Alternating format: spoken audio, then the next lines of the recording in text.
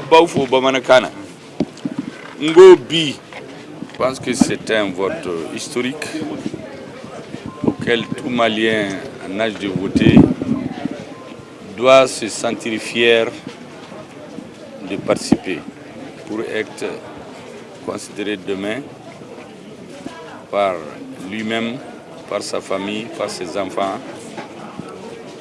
qu'il est un acteur majeur du processus de changement pour la refondation auquel les Maliens sont en train de travailler avec le président de la transition en tête. Il doit se rappeler, tout Malien, que le projet de nouvelle constitution est une exigence majeure du peuple malien du 5 juin 2020 au 24 mai 2024. Vous savez que le processus de préparation des assises nationales de la refondation est intervenu à la suite de la rectification qui a décidé de prendre en charge, sous la haute conduite du président de la transition, l'ensemble des revendications du peuple insurgé, en colère, qui demandait une orientation claire et précise pour définir ensemble l'horizon pour le Mali d'avenir.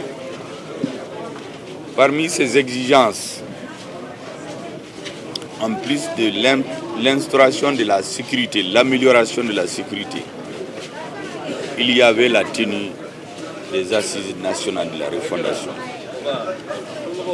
L'ensemble des forces politiques et sociales du Mali ont contribué, chacune en ce qui la concerne, à la tenue des assises.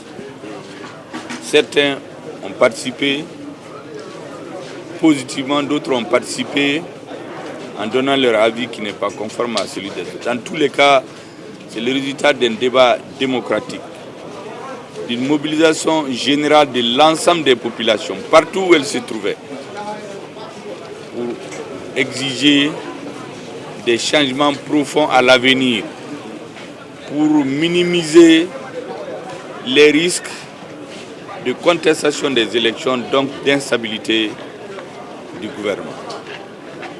L'une de ces recommandations fortes, donc, disais-je, c'est la tenue des assises nationales de la refondation, dont les recommandations étaient centrées autour d'un certain nombre de points, parmi lesquels l'élaboration d'une nouvelle constitution pour aboutir à la 4e République faisait partie des doléances.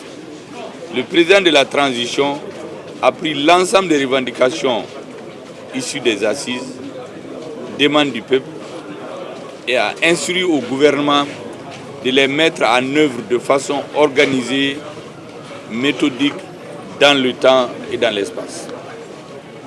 Il a ainsi mis auprès de lui un comité de surveillance qui contrôle le sincère ANR, qui contrôle le gouvernement régulièrement pour lui rendre compte, pour qu'à la fin de la transition, le président de la transition puisse dire au peuple malien, parmi vos recommandations, voici ce qu'on a pu réaliser pendant la transition, voici ce qui reste à réaliser.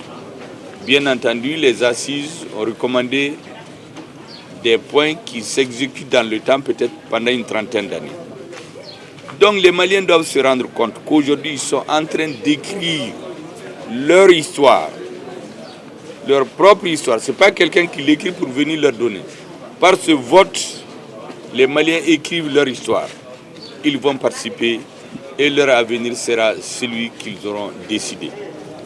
Ceux qui ne sont pas, pour une raison ou une autre, d'accord avec cette vision, ont eu la liberté de se réunir, de manifester, d'expliquer. Nous partons au vote, donc un vote démocratique. Ça, c'est une première dans l'histoire du Mali et nous devons tous en être fiers. Voici ce que je voudrais dire.